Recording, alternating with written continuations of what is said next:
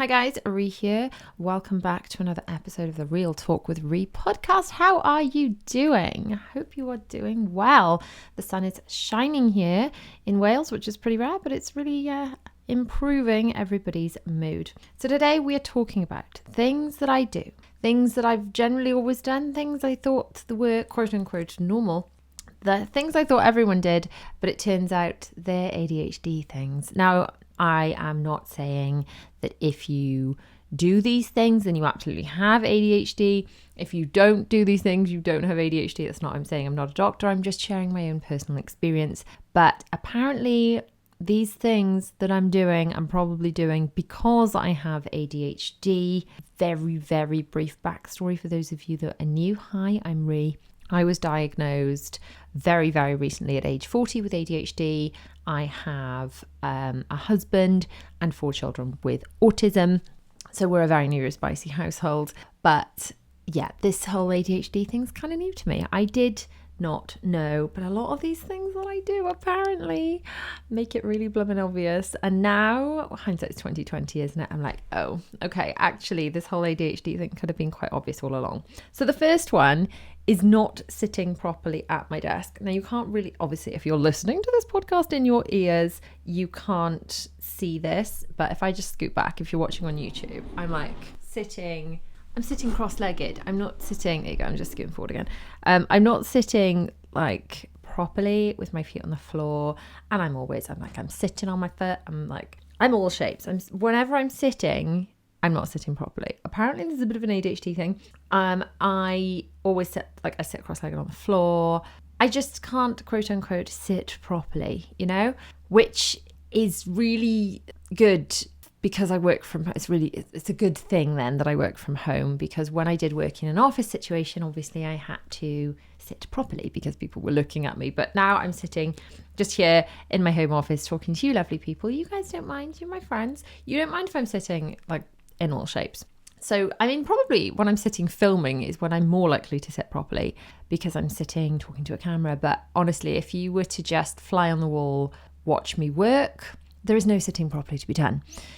Which leads me on actually to my thing that has helped me. So this is a very new thing. This isn't like and I've always done this and it turns out it's ADHD, but I just kind of want to touch on this in like a tangent.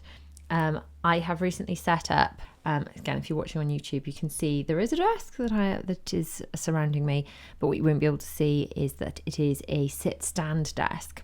And it's been a bit of a game changer, to be honest. It's only a very new thing I've had in my life, but being able to switch from sitting to standing and to move around has really helped my brain to focus. I've also got a walking pad, like an under-desk treadmill to go with it. I never thought that throwing something like walking on a treadmill into the mix would help me to concentrate. I thought it would make it more to concentrate on, and I'm finding so far it's really helping with the concentration. So, little bit of a tangent, but so far I'm loving it. I am vlogging my experience over on my main Mummy of 4 channel, so if you're interested in seeing the whole setup and how it's working for me and helping my ADHD brain do more, then go and check out those videos over there. Just search Mummy of 4 UK office, home office, that kind of thing. Video should come up. So back to this actual video. There we go. There's another ADHD. Oh, I'm back. There's another ADHD thing I do. I'm talking about something and I go off on tangents all the time. This isn't even on my list of things I want to talk to you about today, but I do it. I go off on these flipping tangents, and it's like one thing will prompt my brain and be like, oh, wow, going off on this massive tangent.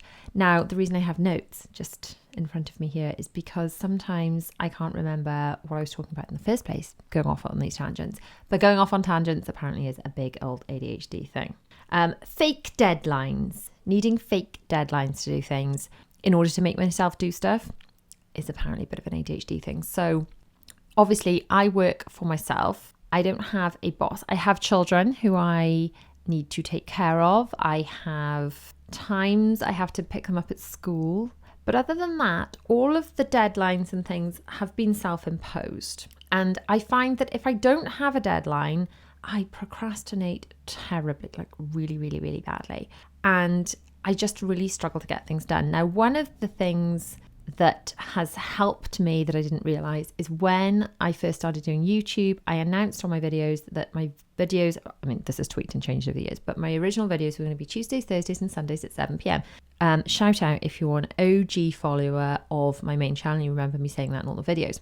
It has now changed and evolved, incidentally. So my main channel is Mummy of 4 UK. It's kind of home, organisation, ADHD, autism, all the kind of things. And those videos are actually now Tuesday and Thursday. They're at the earlier time of 5 p.m. because people preferred that. My Sunday video is now over on my Disney channel. It's become a Saturday video and it's at 8 a.m, not 7 p.m. But it's still 3 videos a week. I've still now got a set upload schedule and I've got a podcast that goes out, I don't know, midnight or something if you're listening. And then it goes out 5 p.m. on this YouTube channel that I've got, my Real Talk With Rhi podcast channel. So having that schedule means that I know people are expecting videos from me at those times, and it creates these deadlines. Now, there's no actual consequences if I don't do that, other than I'm going to let people down. But I don't want to let people down because I've said I'm going to do those things. So I work to those deadlines as if I had a boss pushing me. However, things like when I was developing my planners, in fact, I've got more that I'm working on now, because there is no announced deadline that it has to be done by a certain time, I really struggle to get that done. So by creating a deadline, even if it is a fake deadline, just by announcing it to the world, it really helps me to actually get things done. So I guess what I need to do is to announce to the world this new planner, like the one I'm working on at the moment. I say working on the moment, it's in the very early stages, is a non-Disney travel planner. So I have like magical trip planners for planning Disney trips and things, which go hand in hand with my Disney channel.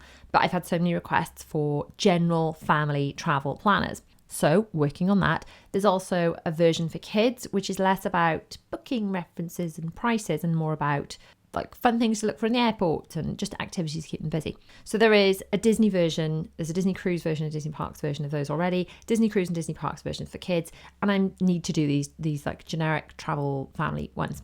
I guess what I need to do, which I'm realizing through talking to you guys right now, is to say, this is going to be out on a certain date. And then come hell or high water, I'll make it happen because of this fake deadline that I need, probably because of my ADHD. So I guess later today I shall announce a fake deadline to the world. I guess the other thing that I've realized is that nap time hustle culture really worked to my advantage. So when I started my business, Zara, my youngest, was 7 months old, I think. And I knew, so luckily all the children were in pretty good routine with like sleeping and eating and things, partly because I had so many children to juggle and partly because it turns out autism, they all have autism. I didn't know that at the time, but they really thrive on routine. So in order to keep all the wheels turning, I really lent into routine when the children were quite young, from baby number 2.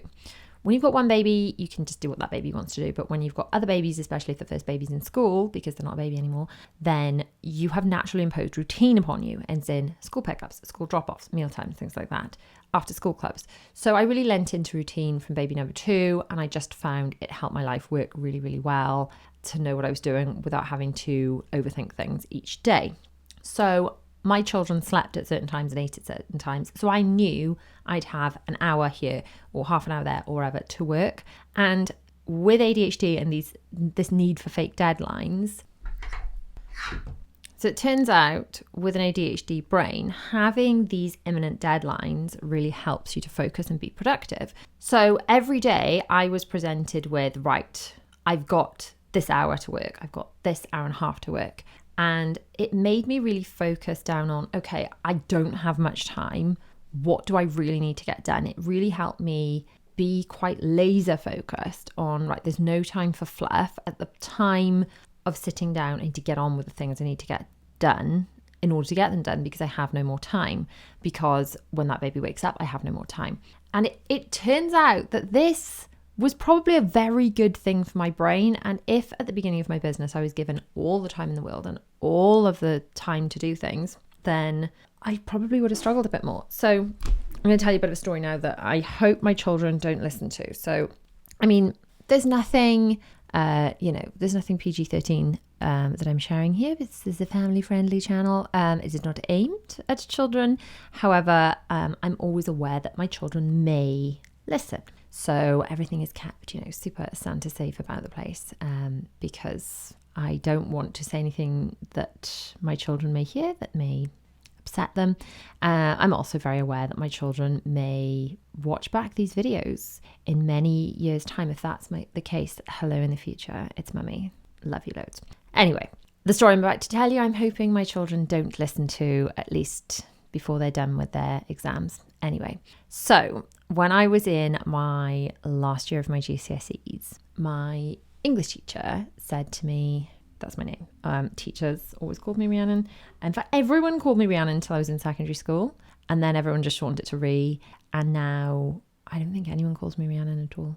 Maybe just doctors and receptionists. Anyway, so she's like, Rhiannon, I haven't had any coursework from you for 2 years. Now, there are a few issues here. Number one, I had not done any English coursework for 2 years. That's not brilliant, is it? But number two, if I was, 15, 16 years old, I guess 14, 15, 16, because it's like GCSEs are 2 years. Why was no one checking on me? And why was no one, when I didn't hand in each piece of coursework, chasing me? There's a whole conversation to be had. Obviously, it was a good number of years ago. Times are different. I would like to think that if my child had not handed in a piece of coursework, the school would be dealing with it, that I would perhaps know which coursework was due, would be staying on top of parenting them. Anyway, that's a whole other conversation as to why I perhaps was not supported and nurtured through this, because let's face it, when you're a teenager, you can't perhaps see the benefits of the things you're supposed to do. Anyway, like I said, that's a whole other conversation. But the reason I share this story with you now is she said to me, I haven't had any coursework from you for 2 years, and there's a final submission deadline for the end of the week. So if you want to submit anything, you have till then. And I did 2 years worth of coursework in 1 week. I also got A's in both English language and English literature. So I wonder if this was an ADHD thing. Like, I had no pressure applied to me during the 2 years, and then when I was under pressure, I performed. Now, perhaps a healthier way to manage this would be like, you have a deadline for this one piece of coursework for the end of the week, and then I would have got that done. And if that pressure had been applied to me through parents, through teachers and whatever, and manage in that way, which I think perhaps is healthier. But I wonder if my ADHD brain was the reason I was able to pull that off. The next thing that I guess is not, it's probably not exclusive to ADHD, but I wonder how much of it is an ADHD thing, is the way I feel like ideas come to me. Now, I guess everyone thinks at all times that their reality is everyone's reality, like not on a conscious level, just because obviously everyone's different and everyone lives in different places and has different thoughts. But I think we take for granted that what goes on in our brains, we assume is the way that things go in other people's brains. So the way it works in my brain and the way I always thought it works in other people's brains, let me know if this is how it goes in your brain or not. And I'm not saying this is necessarily an ADHD thing, but I'm guessing it might be. I feel like thoughts and creative ideas just kind of come to me like a leaf blowing on the wind, and they kind of like drift in, and then this idea comes to me and I'm like, wow, this makes so much sense. Why did I never think of this before? And then I want to run with it and action it. And then I have three modes of when these ideas float in. Either the idea floats in and I'm like, wow, that's amazing. And then it floats off on the breeze like it never was there, which is why I rely so heavily on my planner, because while I am working, I have this notes section for brain dumping, because I have these thoughts that float into my head. They seem to come from nowhere. And I'm terrified that if it's a really good idea, because obviously I'm in like a creative industry, no one tells me what to do. I have to make up what I have to do to make up videos and podcasts and all the things. And I get an idea and it comes to me, and it could just float away at any second. The only way to pin down that idea is to write it down and get it out of my brain and into my planner. And I used to have all different places where I'd pop these things, and then I had no central means of collecting them, and then I'd like jot it down on a post-it note and it would still be never seen again. So my planner has been an absolute game changer for that. If you want to check out my planner store, if your brain works anyway like my brain, then my planners will work for you the way they work for me. And like, it is not an understatement to say that personally, using my planner has changed my life. It really, really has. And I've got a lot of videos about planning over on my main Mummy of 4 UK channel. But anyway, one of the I think I said there were 3 ways that these creative ideas come to me, and one of the ways that things that happens to them is they just float off on the breeze, just like, oh, great idea, and I'm like, what was that thing? And it's gone. Like maybe it'll be prompted like later that day, later that week, later that month. I'm like, oh yeah, that thing, and it like something else triggers it, and I can remember it again. But if it's drifted off on the breeze, I may never see it again. Another way a creative idea can come to me is I get incredibly impulsive. So a creative idea comes to me, like I wanted to start my Disney channel. So with a little bit of context, we'd been through lockdown. I had made a lot of videos about being in the house, not going out, about homeschooling the children, and everything felt very heavy. So my husband, obviously, he's a builder, so there was a lot of work he couldn't do through COVID because social distancing and things. So I felt under a lot of pressure, and I was very blessed to be able to keep working through the whole pandemic. But it was a lot. I was getting up at 4 a.m. I was then homeschooling the children. It was a lot. I'm not going to pretend it wasn't. It was a lot. Anyway, I decided one day when the Disney Magic at Sea cruises came to the UK, they announced that the Disney Magic, the cruise ship, was coming over to the UK, and they were going to do these UK COVID cruises. So everyone was going to be tested before going on board, and then they were going to board the ship. There would be more testing at the port, masks on board, social distancing and things, but a bit of Disney Magic. And I've got to say, at the time, I was really, people were like, oh, don't you want to wait and go and do it properly when the pandemic's over? But at that time, and it's weird because it feels like a million years ago now, but at the time I was terrified that it wasn't going to be like, do you remember the pandemic, or, when we had to wear masks? I was really scared that the story was going to be, do you remember when we had to start wearing masks? Or do you remember a time before we had to wear masks? And it was just never going to go away. And I just didn't want to put our lives on hold anymore. I'd wanted to take the children on a Disney trip since they were born. My eldest, let's see, when did we have him? 2004, Dylan was born, 2004. And this was 2021, the Disney Magic at Sea. So a long flipping time. So it was a long time. I'd wanted to do a Disney trip with the children for a very long time. And I just thought, right, okay, I want to book this trip. And do you know what? I want to vlog it because, love vlogging. It's part of what I do for a living. And the vlogs I love most are where I capture memories. So I love making videos, obviously, that are going to help you guys. But I love the videos that are kind of twofold. So they are helpful and they share helpful tips, but also they capture some of the magic. So I've really enjoyed filming prior to the Disney trips, things like when we were doing Legoland or whatever, and sharing valuable tips. So capturing the magic of the day with the children, but also sharing valuable tips as to how families could maximize their days out and how they can utilize the disability passes and things, all that kind of stuff. So I thought, do you know what? We're gonna book this Disney Magic and we're gonna at Sea Cruise and we're gonna vlog it. But then I thought, do you know what? I want to kind of go deep and really share in-depth vlogs. It ended up being, for a 4-night cruise, like a 9-part vlog series, because my Disney vlogs, generally they're so long and so detailed, then they turn out to be like one vlog ends up being half a day, and sometimes that's an hour long. So I was like, right, okay, so I need to set up a separate Disney channel, because people that are watching my normal channel aren't necessarily going to be that interested in Disney, and just from the point of view of the YouTube algorithm, it would work out better that way. And so I'm like, right, okay, I'm going to launch a new Disney channel. And all of this happened within a day or so of me seeing this ad. So deciding, yes, we're going to book it. Right, I'm going to launch a new channel.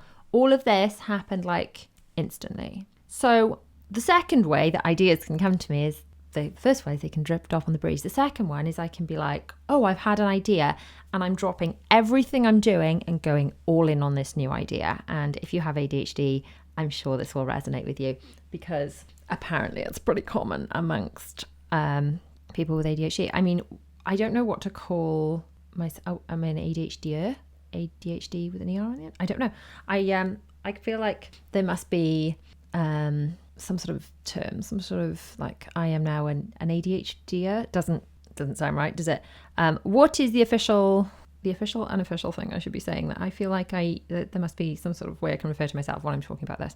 Anyway, unfortunately, the third way, and there's no in between. So if the idea doesn't drift off and never come back, which, okay, isn't perfect, or get actioned immediately and everything is dropped in like a kamikaze kind of, right, I'm going all in on it kind of way. The other way that ideas are dealt with in my brain is I procrastinate them forever, thinking it's not perfect. And it takes such a long time. Now, this happened when I originally was launching my planner store. I got bogged down in the overwhelm of how am I going to design this planner? How is it going to be perfect? I think perfectionism and procrastination, there's a very blurry line in between those two. And I think I can get stuck in that perfectionism / procrastination trap so easily. I got bogged down in the how am I going to get the shop software thingy to talk to the printers, to send the things out. And I found the whole thing totally mind-boggling. And I think I talked about it for about a year before it actually happened. And I think I had to give myself a fake deadline to make it happen in the end. But really, those are some of the ways that my brain ends up dealing with ideas. And apparently, that is not how neurotypical people's brains always function. And I did not know that. I thought everyone was the same. The next one is walking into a room and forgetting why I'm there. Apparently that's an ADHD thing. I literally like walk into a room and I'm like, okay, why was I here? I had to fetch something, and then I get distracted by something. I'm like, oh yes, I'll start washing out this cup or whatever. One that's really bad for me in my job from working from home is getting into my phone. So, for example, I'm editing a video. I'm here at the computer. I'm like editing a video, and I realize I'm editing a cruise vlog, and I need a photograph of a still to put into the thing, to like or a screenshot of a menu or whatever, and it's in my phone, and I need to get it to put it into the video. So then I pick up my phone, and then I'm like, oh, what was I doing here? And then I end up opening another app, and then I am down a rabbit hole, and half an hour later, I'm like, oh, I was just doing that. Or I pick up my phone to phone someone and I get distracted and pulled into a nightmare. The other one I do, let me know if you do this. And I thought this was just mum life. Apparently it's ADHD. Like I said, it doesn't necessarily mean you have ADHD if you do this, but apparently a lot of ADHD people do. So you'll be like, okay, so I need a drink. I'm going to go to the kitchen, and then you pick up something to start filling up a drink, but then you realize the side needs wiping down. So then I go to spray the side and wipe that down. Then I realize that I need more spray. So I open my phone to go into Amazon to order more spray. But then I notice there's a deal on something that I needed for Bella's room. So I go up and measure if that will fit in Bella's room. And then I'm like, oh, well, I just better strip the bed. And then I take the bedding down to put in the washing machine, and then I'm like, oh, actually, we do need more washing tablets. So then I'll go back to the kitchen and I'll open the cupboard, and then so I'll be like, oh my goodness, what was even the thing that I was trying to do at the beginning? I was trying to get a drink. And I'm like, why am I still thirsty? It's because I've done all these things, and one thing leads to another, and I'm like, oh yeah, actually. And this is why my plan is so valuable, because when I remember, oh, I need to order that thing, I just force myself. I've got the to-do list section. If you're watching on YouTube, you can see this. I've got the to-do list section. So if it's something I actually have to do, I force myself to pick up a pen, write it in the to-do section, and then if I'm at my desk, to get back to work. And then if it's an idea, I put it in the notes section, like a brainstorm or like a creative video idea. Like, is it something to action? It goes in my to-do list. If it's something creative, something, like a thought that leads to something that like a new video idea or a new channel idea or a new business idea or a new redesign the website idea or whatever, then it goes into the notes section. But honestly, the number of side quests that I can go, and they're like sequential side quests, one leads to another. I can leave a trail of distraction behind me where I'm like, right, I'll just take this out of the box, I'll go and put that away, but then I've left the box behind. Ultimately, I'm the one that has to go behind myself, clearing it up, closing cupboards and things. But I do it. It is something I definitely do. The next one, I think I might have touched on this one in my last time we talked about ADHD, because I think last time I talked about noticing patterns in things, but I've got it written here again. So predicting what happens at the end of TV shows and books. Yeah, I had no idea. I just thought lots of writing was really obvious. So I'll watch something and you see the kind of Easter eggs and things and the way that the show is being set up, or the way that the book or whatever is being set up, and the clues that the writers drop at the beginning. And I just am like, oh, well, because of that clue, that's the way that this is going. And I just thought everyone could see that. But apparently not. Apparently that's ADHD. My other one, this is such a struggle, is struggling with proofreading things, especially my own work, especially if I've only just done it. So if I have written something, I will read it back and my brain is so bored of it because I've just been typing it that I just skim it and I see what I would like to have written, not the keys that my fingers have actually bashed. So my typing is much, much worse than my spelling. My spelling's not that bad. It's not amazing. It's very average, I would say. Very average. I'm not like an exceptional speller. I'm not especially bad. However, my typing is not brilliant. It's quite quick, but it's probably not terribly accurate. And I would love to be one of those people that can just like look up and be like, you know, like the people that were taught to type with the right fingers and stuff. I can't do that. It would probably be helpful to learn to do that, but I can't do that. So I quite often bash the keys so the letters are backwards, or accidentally put like a dash in the middle of a word or whatever. So as I'm proofreading my work, I just see what I think I've written. I do not see where I've put in the wrong letters. A little bit of a hack for this, I find, is if I read it back to myself out loud, or you can, I should go back to doing this, actually I used to do this a lot, you can put on the speech to text version of it and you can get your computer to read back to you what you've written, and then obviously you're like, that sounds weird, and you can change it. But yeah, those are the only ways I can proofread things, by physically making myself read things out loud or getting my computer to read things to me. Otherwise, I just cannot see these typos or careless mistakes. What's irritating is if I'm reading someone else's work, I can pick things up quite quickly. Or if I go back and I read a blog post, say that I've written a while ago, so I can't remember what's in it, and I read it as if it was someone else's because I can't remember what's in it because I wrote it so long ago, I see these glaring mistakes in it and I'm like, wow, what idiot left those in? Okay, that idiot was me. But it is something that I struggle with. Another one is reading instructions, skimming instructions, missing vital bits of instructions. Yeah, I'm like, oh, it's like my brain's like, oh, boring, does not want to focus on this. Yeah, really struggle with that. Another one is just struggling with just being able to sit and watch TV, and specifically having really bad habits of eating and drinking while watching TV. I think it's because my brain is whizzing too fast to just sit and watch TV. I also have to be doing something else. And since I'm attempting not to be scrolling on my phone, just be enjoying the show, because ultimately what I want, you know, if I was doing something on my phone as well as watching the show, then I probably wouldn't need to eat and drink. But I just have this urge to eat and drink while I'm watching TV. And I think that is to do with my brain and ADHD.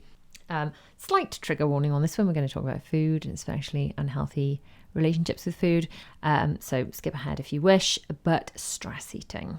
Now, this is something I have struggled with on and off for many years. Now, how much of this is ADHD? How much of this is programming?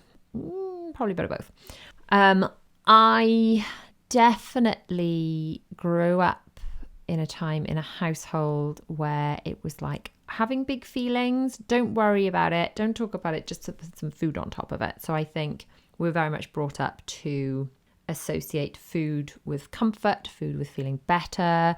And I think it's been my natural go-to state to eat chocolate, specifically chocolate. I think some people go for other things, but my go-to is chocolate, as that feel good hit. But then apparently people with ADHD, it's like that relationship with dopamine, and food, specifically highly processed sugary foods, can provide that. So I think there is a tendency among the ADHD community to lean on emotional eating in times of stress. I think this has been quite widely reported, and it's definitely something I found I thought it was a me thing. It possibly is a me thing, but I think it's also a bit of an ADHD thing. And I think having the awareness to know about that and be like, okay, am I eating because I'm hungry? Because if you're eating because you're hungry, great. If you're eating because you're enjoying the thing, if you're out at a restaurant, you're having a fabulous dessert, like, I'm always going to say that's a good thing. If, however, I'm at my desk and I'm feeling uncomfortable because I'm stressed about something or I'm worried about something, and I'm sitting at my desk eating an entire Easter egg, even though I feel sick and yet I'm still eating it, that is not a healthy response. So stress eating is definitely, and there is, it's probably something I could talk about for a whole podcast episode if that is something that you guys would be interested in hearing about. But there are definitely things I put in place to improve my relationship with food and to move away from stress eating. Let me know in the comments if you're watching on YouTube, or drop me a little DM, Real Talk with Rhi podcast over on Insta, if you are listening on the podcast. If, by the way, before we go on to the next one, if you are enjoying the podcast, please do rate and review. That really, really helps to support the podcast. Please do subscribe and share and like and comment on the YouTube channel. Super duper helps to support the channel. The next one, which can be a bit of an ADHD thing, is paralysis before starting things. The overwhelm sometimes of starting a new thing. And I think I touched on this with my 3 different ways that I process thoughts, by them floating away, diving in both feet, or procrastinating massively. And I think that third option of procrastinating massively is kind of what I'm talking about here. The paralysis of not knowing how to start things, of having I've got a big project I need to, and just not knowing where to begin. I can sometimes feel like this if I'm starting decluttering a room. So say I know I'm going to film a decluttering video today. I know I'm going to declutter, let's go for this cabinet behind me if you're watching on YouTube. If you're not, there is a 5x5, so it's a 25 box calyx in my office that needs decluttering. Decluttering video coming soon, as long as I don't get stuck in paralysis. So I'll be like, right, I've got to do that today. And I'm just like, where do I even start? And rather than just starting somewhere, I'm like, okay, so do I start at that one? Do I clear the lounge to make? And I can get stuck in that for so long, which is why in so many of my decluttering videos, you see me go full self-destruction mode and start tipping things out, because I know that if I don't force myself to just start and make an imperfect start, I'll never start and I'll just give up and do something else, which is why you see me tipping things out. And it is a very destructive way of decluttering. But ultimately, if I make a mess, I back myself into a corner. I force myself to push ahead, because there's only one way out of it. I can't scoop up the mess and chuck it back in the boxes. I've got to deal with it. It is forcing myself to do it. It is forcing myself to have a fake deadline. And that is why I declutter in that very destructive way. And another one is struggling to shut off my brain before I go to sleep. Now, I heard a shocking thing the other day. Shocking. It was like an Instagram reel, which, let's face it, Instagram reels, I'm assuming most of them come from TikTok. I've got to say, I don't do TikTok just because when it all came out, already doing social media for a living, I probably should have jumped on it. I didn't. I was like, do you know what? My bandwidth is maxed out. I can't cope with another platform. So I watched TikToks a few weeks later on Instagram, like a grown up. So I'm assuming this one came from TikTok, but I saw it on Instagram, and this woman's saying she's talking to her husband, and she said, "What are you thinking about?" He's looking out the window, and he said, "Nothing." And she's like, "Well, what's the voice that talks to you in your head saying? If you're thinking about nothing?" He's like, "There's no voice in my head. I'm just thinking about nothing." And I'm not talking about voices in your head like from a mental health point of view. I'm just talking about your inner dialogue, as in, you're right. Did I buy the leggings that Belle needed because she needed those replacing? Oh, was there the form to fill in? What can I have for dinner tonight? That, your chatter, your rolling to-do list.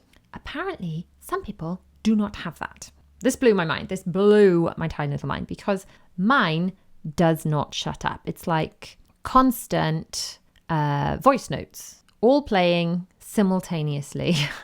That's how my brain is. Did I do that? Oh, did I do that? Have I got the washing on today? Right, I need to get the dryer out, the washing out the dryer. Right. Oh, I could do with a new arm to go with the podcasting microphone. Oh, do I need to upgrade the podcasting microphone? Perhaps I should sell that and get a different one. Oh, I was selling that. Oh, yeah, eBay. I don't like using eBay because that's got PayPal and I don't like the way that UX. Oh, PayPal. Oh, hang on. Did I check my internet banking today? Blah, blah, blah, blah, blah, blah. Anyway, that's how my brain sounds inside. It's really loud. Apparently, some people don't do that. I mean, who are these people and how do they make it go quiet? I would love to know. But the thing that I kind of thought, so I didn't realize that not everyone's brain did that, but apparently some people can just I want to go to sleep and just go to sleep. I actually realized many, many years ago that sleep is very precious to me, especially when my little ones were very little and I was awake all night breastfeeding on and off. I realized that when I was given the opportunity to fall asleep, if I was given 2 hours before I was going to be woken up, I did not want to waste one of those hours lying awake with listening to my own brain running to-do lists on a loop. So I started listening to sleep meditations, and I've done this for many years. I have one of my AirPods, my inner ear headphones. I just put one in at a time so I can still listen up to the kids with the other ear. I can lie down without having to lie on the AirPod, and also when one goes flat I can switch it. And for many, many years, every time I go to bed to go to sleep, I have a sleep meditation to help me go to sleep. And it's just to listen to that, to quiet my mind so that I am able to fall asleep. And apparently not everyone has to do that. But if you do have a very chatty mind like mine, that's like, you didn't do this yet. Blah, blah, blah, blah, blah, blah. Another thing that helps is to write down your planner, to brain dump everything for the morning, to clear that off your head. So you're not like, I'm never going to remember this, blah, blah, blah, blah, blah. So it helps to get it off your cognitive load. But honestly, sleep meditations have been a game changer. They really have helped me. So those were just a few more things that I do that turns out are probably ADHD related. I believe there are more. Let me know if you want to hear some more of them, and let me know down in the comments actually if you've got any specific questions or things you'd like me to cover all around ADHD and my journey so far with it all. I have had an appointment which I covered in a vlog actually over on my Mummy of 4 channel, where I went for a physical examination, and they are talking to me about medication. So this is probably something I'll touch on and talk about in another episode. Let me know if you want to hear that soon. So thanks for tuning in to another episode of Real Talk with Rhi. Catch up with me on my Patreon for my early release content. Check out my planner store. Make sure to subscribe to the podcast on YouTube, in your audio podcast places. And I shall see you guys soon. Bye.